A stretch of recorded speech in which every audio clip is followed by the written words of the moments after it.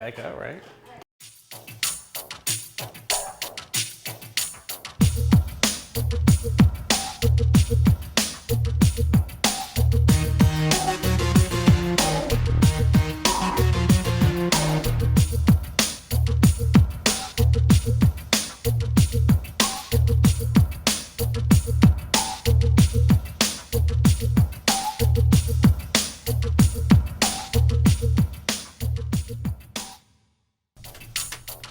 Green Mountain Power's College Connection is sponsored by College of St. Joseph and Sanford Technical Center.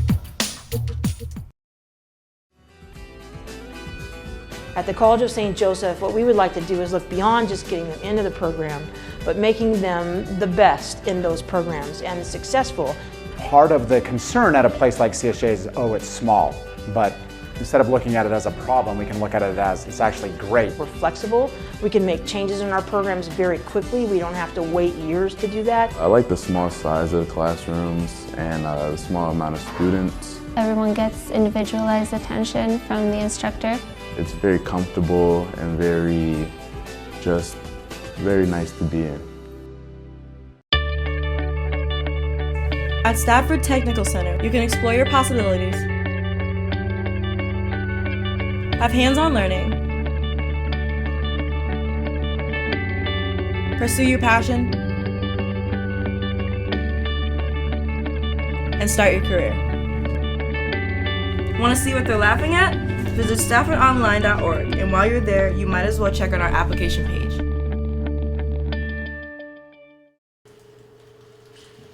Welcome to GMP College Connections at the Energy Innovation Center in downtown Rutland. Tonight we have Professor Daniel Alcorn, who teaches in the Business Division at College of St. Joe, as well as teaching in the Business and Management Division of Norwich University. He's here tonight representing College of St. Joe, and he's going to talk about winter in Vermont, the challenges and opportunities of weathering the winter in Vermont, and some of the new technologies that can help us to save energy, save money, and be more comfortable at home. So welcome, everyone. Thank you. Thank you, Jerry. I'm Dan Alcorn, like you said.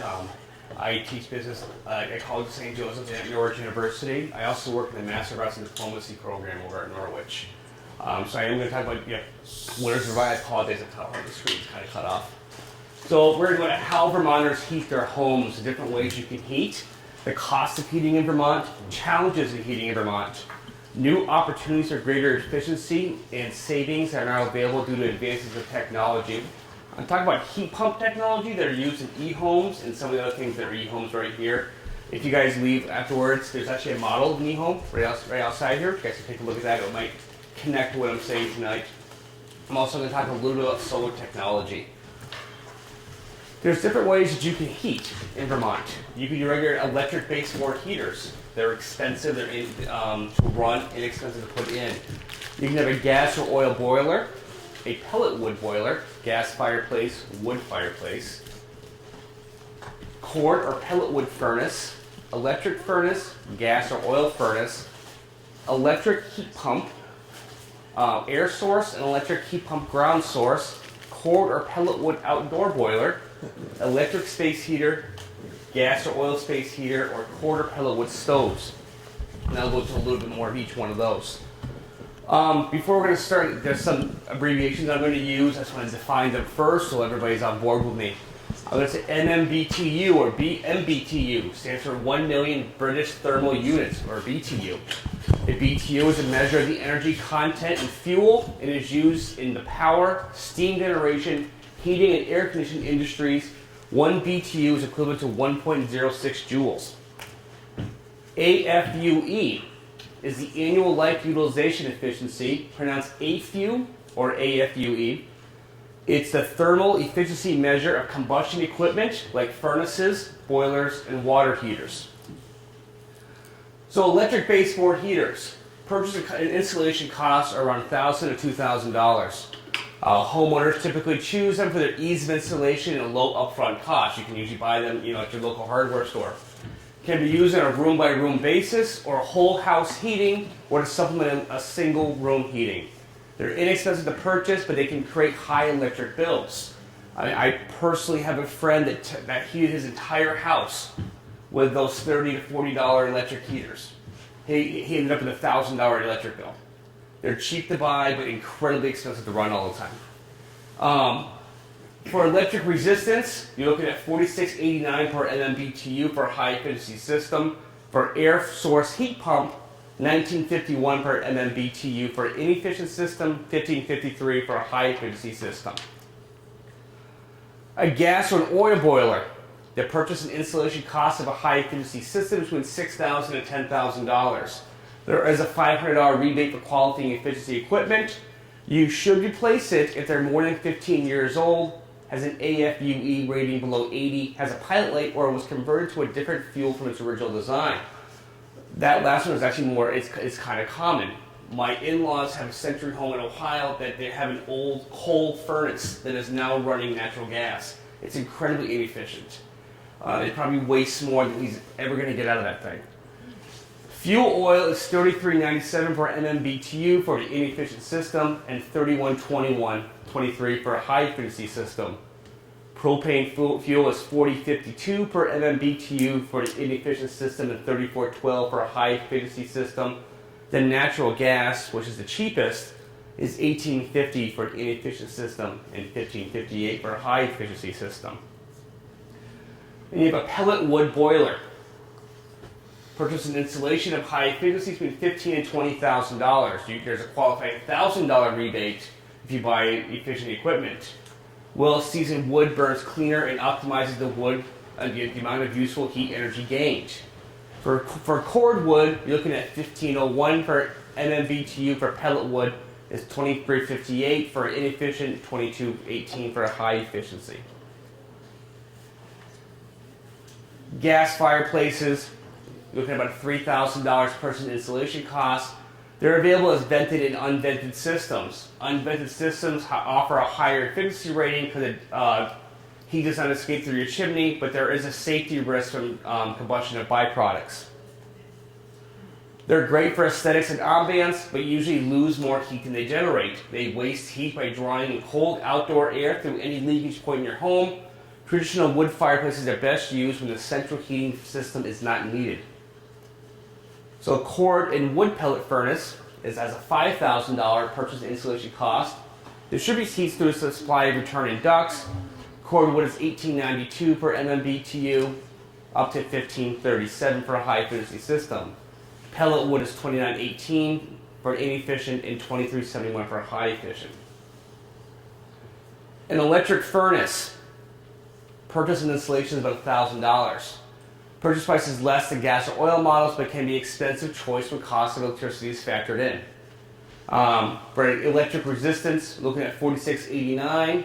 For air source heat pumps, $19.51, down to $15.53 for high efficiency. So a gas and oil furnace. Purchase and installation costs can be up to $10,000. There's a $500 rebate for qualifying equipment. Distributes your heat through a supply and return ducts. For fuel oil, you're looking at $33.97 per MMBTU for inefficient and $31.23 for high efficient. For propane fuel, $40.52 per MMBTU or $34.12 for a high efficiency system. And for national gas, there's $18.50 for MMBTU for inefficient and $15.58 for high efficiency. People like this choice because the furnace systems can easily sync with central air conditioning systems. We're going to talk about heat pumps also later on, but this is an electric heat pump air source. Personal installation costs about $4,000 per unit. There's an example of a heat pump out there. Also known as a ductless heat pump, mini splits, or cold climate heat pumps. Extracts heat from surrounding air and pumps it inside your home. Can be used in reverse for efficient air conditioning. Most homes will require more than one unit. They've been around for a while, and a lot of people are resistant to them because historically they have not done well in cold climate. We'll talk about in a little bit how there's been some changes in them and why they work now. For electric resistance, you'll get $49.99 per MMBTU. For air source heat pumps, it's $16.52. And then you're looking at this electric heat pump for a ground source. About $25,000 to $40,000 to install one. A ground source or geothermal heat pumps heat energy from the ground or outdoor water for use in heating your home. Also heats water along with heating and cooling your home. Cord or pellet wood outdoor boiler, about $8,000 to install one. Functions much like a gas or oil burner. For fully automatic operation, can include water heating and zone controls. Cord wood is about $30.75 per MMBTU or $17.57 for a high efficient system. Pellet wood is $31.61 per MMBTU and $25.29 for a high efficient system. And I talked a little bit with my friend with electric space heaters. This is an electric space heater, so purchases and installation is about $20 to $300. They're very expensive to operate. Only unvented space heaters are safe to use inside your home, can cause burn and fire hazards. Some examples are here. Natural gas, propane, and fuel are only 80% efficient. Electric space heaters are 100% efficient, but it is the most expensive to run. It's $46.89 per MMBTU. Then there's gas or oil space heaters, cost about $2,000. These are also referred to as direct vent or vented space heaters. They can use in a single room or a small, very efficient home with open floor plans. There's ease of installation, low upfront cost, flexibility of placements. Unvented models compose a safety risk from combustion of byproducts. And then cord or pellet wood stoves, about $5,000. There's many sizes and capacities. And then cord wood is about $20.50 or $15.37 for high efficiency. Pellet wood is $37.94 or $24.94.63. They need to be maintained regularly. So I explained all of those. When you're making your choice in your heating, you have to look at your return on investment. You know, how much is it going to cost to install this into your home? How much is the fuel going to cost? If something, if you're not going to get your return back, it doesn't make any sense. Hold on, I'm going to talk about pellet stoves a little bit further down. There's a lot of big buildings that are changing to pellets. Norwich University, where I work, spent millions of dollars for a pellet plant. They're buying so many pellets, I believe they're having 2 semi-trucks a day dumping pellets over there. We had to turn one of the streets around so they can actually make enough room for them. It's the schools, even though they spent the money in that, they're saving money. Rutland City Public Schools did the exact same thing. Everybody's seen the big silver silos on all the buildings. The taxpayers approved some money last year to build all of that. And we are saving money because of that. You know, it's very efficient. Even with the lower oil cost this year, they're saving money. So there is a crisis in crisis fuel. I found a 2014 committee document from the state of Vermont. At the time of that document, which was around January 2014, 300 households in Vermont had already used their maximum seasonal and crisis benefits. From 2011 to 2014, federal, I don't know how they say it, but LIHEAP, funding decreased dramatically. The state of Vermont has stepped up to ensure that that measure of the lost funding was filled, but there's still a reduction in average seasonal benefit to help Vermonters. And then we've had unprecedented cold winters lately. So the average benefit in 2014 was $787. That was down from $900. Families may qualify for a crisis assistance of 125 gallons of fuel. Families may use this one time. You used to be able to use it 3 times.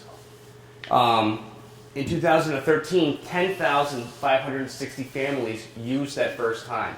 But in 2013, when you could use it 3 times, over 6,000 people still use it a second time, and there were thousands of people that actually use it a 3rd time. Warmth funding is through donations, fund earning, and matching funds from utilities, and families can receive up to $225. And right here, the new budget proposal was also reducing heating help. I found this information in a February 12, 2015 Free Press article. One piece of the budget is a $6 million cut to the state's contribution to the Low Income Fuel Assistance Program. Again, 25,000 Vermont families depend on programs like this. The average fuel benefit would drop from $783 to $545. They're hoping for minimal impacts because fuel costs are starting to go down. You can actually find a cost of heating fuels. If you were curious about it, you can find it in the Vermont Fuel Price Report. The Public Service Department publishes a report every month. Reports go back to 2008 and has information from the U.S. Energy Information Administration. And you can find stuff on fuel oil, kerosene, propane, natural gas, electricity, cordwood, pellets, gasoline, and diesel. In Vermont, heating fuel prices are not regulated. Propane sales deposits and disconnections are regulated by the Vermont Attorney General's Office. Cordwood is regulated by the Department of Agriculture. And the Vermont Department of Children and Families certifies suppliers to participate in fuel programs. So on wood pellets, from 1999 to 2013, oil and propane have seen a 350% and a 302% increase in cost. During that same time, wood pellets only saw a 100% increase in cost, and it's been steady the entire time. Those that switch from oil to wood pellets have experienced a 50% reduction in heating costs yearly. Wood pellets is an environmentally responsible choice. It actually saves on carbon. And it said Norwich University built a large wood pellet plant, and so did Rutland City Public Schools installed wood pellet furnaces at each of their buildings. Both Rutland City Public Schools and Norwich University have immediately seen savings. Heat pumps. Heat pumps can reduce your oil use in heat and keep your homes cleaner. You can save up to 50% on energy costs, and you can actually rent the pump from Green Mountain Power for $39.99 a month. It's a quick and easy installation with no upfront cost. The pumps are quiet and evenly circulate heat to eliminate cold and hot spots. It does not require air ducts, has an outdoor compressor unit, and one or more indoor air handling units linked by a refrigerant line. Homeowners are encouraged to keep their the existing heating units to supplement the heat pump in extreme weather. Heat pumps have been around since the 1970s in Europe and Asia, and they've been used in commercial applications in the United States for over 20 years. If you buy a system, they should last about 20 years. So heat pumps in the cold. A big improvement that has allowed heat pumps to function in the cold is a variable speed motor. The motor will slow down but will not shut off when the house is at a comfortable temperature. The new generation of cold climate heat pumps could cut energy costs dramatically. They generate 2 or 3 times the amount of heat as an electric boiler or a baseboard heater. Savings over oil as much as 40% in the Northeast. Before making a decision, you should actually do it in home energy audits to make sure that your home isn't losing too much energy elsewhere. Nationally, 283,000 units were sold in June of 2014. So on-bill energy improvement. So Green Mountain Power does offer on-bill energy improvement loans. Energy improvements to your home with the help of a loan through Neighbor Works of Western Vermont as payments as part of your regular electric bill. Neighbor Works Heat Squad will connect customers performing energy audits, and for example, a $15,000 loan over 10 years has a monthly payment of $161 that can be attached to your monthly electric bill. So, water heaters. Then Green Mountain Power can provide efficient, affordable, high-quality water heaters. Heat pump water heaters use the same technology as heat pump heating and cooling systems, and you can rent one for as low as $30 a month. And then the e-home, which there's an example right outside there, saves money, have greater comfort, reduce fossil fuel use. Can include heat pump hot water, heat pump for heating and cooling, weatherization, and LED lighting. Automated controls to see energy use in real time and allow for control of thermostats, outlets, lights, and heat pumps. So the heat pump hot water heater can be 2 or 3 times more energy efficient than conventional electric heaters. Ductless heat pump uses 50% less energy than oil or propane burning systems. Weatherization saves hundreds of dollars every year with a comprehensive weatherization makeover. LED lighting uses 75% less energy. Bulbs are more durable, last longer, and offer comparable or better light quality. home automation controls, get instant access to energy data online, control thermostat outlets, lights, and heat pumps. I found some here. So there's a Community Energy and Efficient Development Fund. The fund will invest $21 million over a 5-year period to achieve $46 million in societal benefits for customers within the legacy Central Vermont Public Services service territory. Eligible products may include new housing, existing electric efficiency projects, renewable and clean energy programs, demand resources, new and emerging technologies. While it doesn't directly relate to heating, I want to talk about solar for a little bit. So Rutland is on its way to become the solar capital of New England. Green Mountain Power does offer financial incentives for Vermonters to install solar panels. They're a lot different than they used to be. When my mother bought a home in Rutland, 20 years ago, there was this huge solar panel in the house. It was ugly, it didn't really work, or we didn't know how to use it. They've come a long way since then, so it's not those, the big archy things right there. Green Mountain Power makes investments in new solar plants. Route 7 in Rutland Town has a 264 panel solar array. The Stafford Hills Solar Farm is the first project to establish a microgrid powered solely by solar and battery backup. It has 7,700 solar panels over 15 acres. It can generate 2 milliwatts of power and up to power 2,000 homes. It can actually be disconnected from the grid, provide critical power for the emergency shelter, which is in Rutland High School in the gym area. And that's my presentation.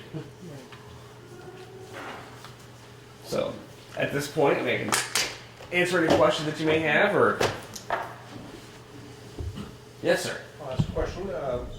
With this heat pumps, one of my concerns is that if I put it in the house, right now my furnace kind of keeps the cellar warm and the pipes not frozen, which is a good thing. Has there been any problems, or have you had any experience with that issue? No. You know? With pipes freezing?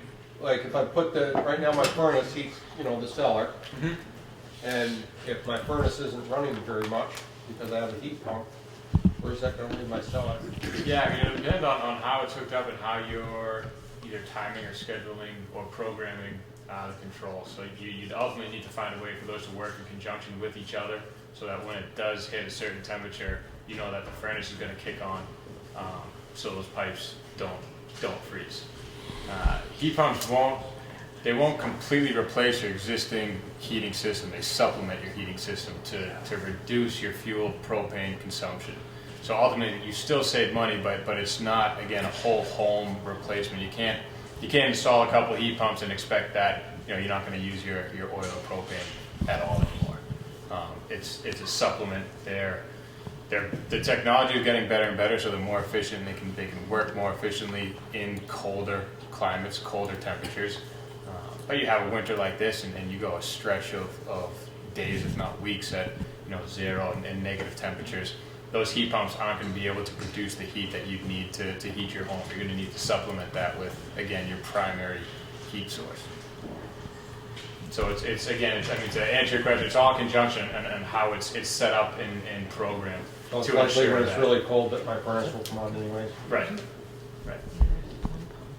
And it'll depend again where the actual heat pump is in the thermostat and the different temperatures where it's reading those temperatures. We were told that there's a new pump that will heat below zero. I mean, it's a more hyper heating pump that goes much lower as far as efficiency. Is that a new one that has come out recently? Or like I think who told you, Mitsubishi? Yeah, so Mitsubishi has a hyper, I think they call it a hyper heat pump, and Fujitsu has what they call a high heat, and that's it. They can extract heat in lower temperatures. So it's 0. I think some are rated down to, the spec sheet will say down to negative 15 degrees. But again, the colder it gets, the harder that heat pump has to work to extract that air. So even though it can extract air when it's negative 15, it's not gonna produce the same amount of heat and capture the same amount of heat when it's 5, 10, 15 degrees. So that again, it's all in conjunction on how the heat pump will work with your existing heat source, where if it's 0 degrees, even though it's rated for -15, your heat pump will still be there to provide heat, but you'll want your backup or your primary heat source on as well to supplement that. So would there be an advantage in that? I mean, having that hyper pump is, if you can't run that when it's like 0 degrees, or you run it together with. Well, I mean, it's the same thing. So if you have the standard and the spec sheet actually says 0, when it's 10 to 15 degrees positive, you're gonna need your primary heat source to supplement that. So it's shifting to, again, become more efficient and be able to heat more in those colder temperatures, more than a standard, but it'll still need a supplemental heat source. So it's better than the standard, but again, it just shifts the temperature or when you need to kick on that primary heat source. So if you have one rated at 0, like I said, typically it'll be 10 to 15 degrees positive, but you want that backup or your primary heat source to kick on. For the -15, when it gets down to, like I said, the 0 and the negatives, that's when you'd have that primary kick on. Just to clarify, can you explain, when you do an analysis of a home, you estimate a reduction on average of what % of oil consumption? Just because I think that'll give a lot clearer idea to people. Yeah, I mean, there's, to be honest, there's a wide range, and we've seen anywhere from as low as 40% up to 80%. And a lot of it depends on the thermal shell of the home. If you have a leaky house to begin with, you're going to put in a pump, but that hot air is still going to leak out. So you're not going to reap the benefits or the savings that you would. A lot of it also depends on the layout of your home. If you have a open floor plan or a walled off floor plan. An open floor plan, a heat pump can generate enough heat to heat that area, whereas it's not going to travel almost like your other heating sources into other rooms and down hallways. A lot of it depends on where it's set up, how it's set up, the size, and the floor plan. So there are, like I said, we have seen customers that have up to 80% have reduced their oil consumption, and rarely need their primary fuel source. They have really tight homes. But if you include that 40% heat savings, you got to keep in mind that increase in your electric bill, right? Right. That would pretty much be on top of that, so. Yeah, so on average, we've seen, I think, using a 15,000 BTU, it's $50 to $60 a month in increased electric. Obviously, geared more towards the winter time, so you'll see 100, 120 in the winter and a lot less during those shoulder months. And then the summer, depending on how much you use it for air conditioning. But we've seen, like I said, on average, if you broke it out over the course of the year, $50 to $60 in increased electric.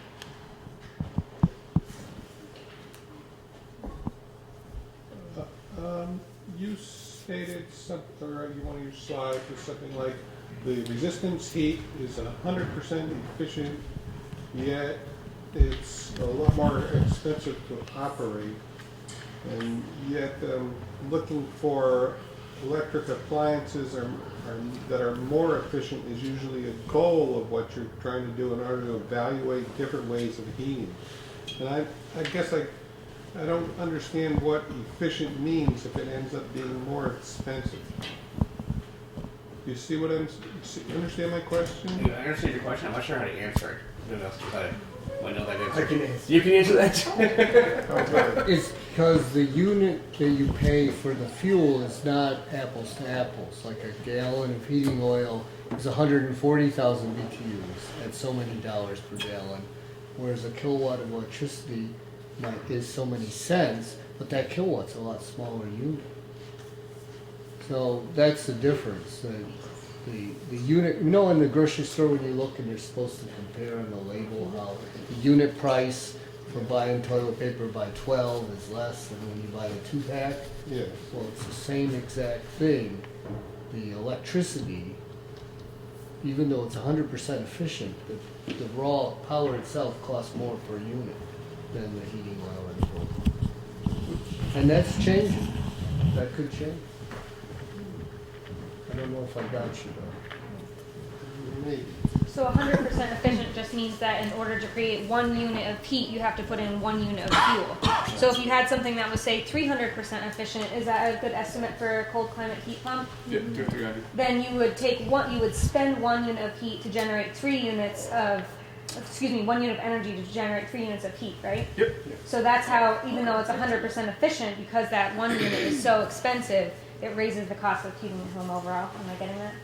So the equation is always the unit cost times the efficiency equals the net million BTUs. So it's that relationship.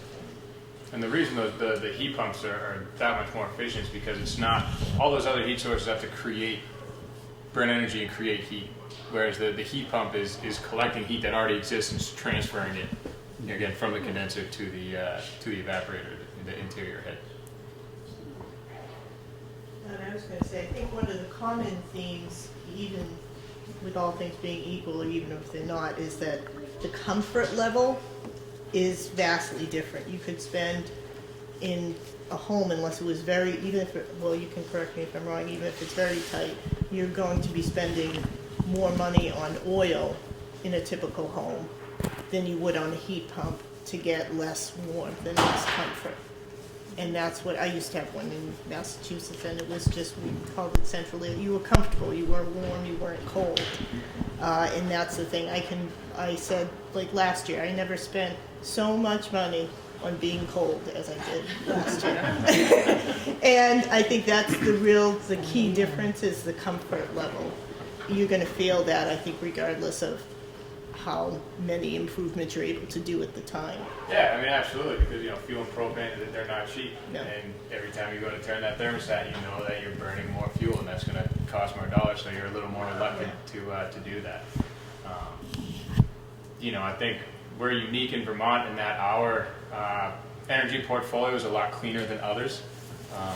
So even though it is electric, it's much cleaner electricity than other states in the region. So I think that, I don't know, for me anyways, that helps. There's the environmental benefits to the heat pump, not just the money or the financial savings and the comfort as well. So I have another kind of related to the topic question. You used to be in the old days, you turned your thermostat down 10 degrees at night and turned it back up during the day, and you had programmable thermostats. And some of the time I'm reading now that you might be better off to just leave the thing alone. So I guess my question is, are you better off or not? Do you save money by turning the thermostat down at night? I guess that's a better way to word it. And maybe you lose a little comfort, but do you actually save money, or does it cost you money to get the heat back in there to heat the room back up, and it costs you more than it ever did? I do not know that answer, but I do that. My house is pretty cold at night. Yeah. Because that's just how I was raised, and Right. everybody told me to do that. Right. But I don't know if it does. Some say once you got the mass there, you should just keep it steady, and it's the right way to do it. Well, I don't know. It depends on how long you're going to be lowering the temperature. In Bruce Bentley, who retired from the company about a year ago, we had this conversation once, and Bruce said, if you're coming home at 5 o'clock and you wanted a hot cup of tea, hot water ready for you when you got there, you wouldn't leave that pot on all day, even if you had a water supply that would keep it going. You wouldn't keep that thing boiling all day so you had the hot water when you got there. It's not efficient to leave it on all day or turn it on, leave it up all night. It definitely, there is going to be a little bit of increased cost to bring the room back up to temperature than, if it was already there, obviously. But when you think of the hours of difference, there's savings there for sure. That makes sense to me. Yep. Okay. Anybody else?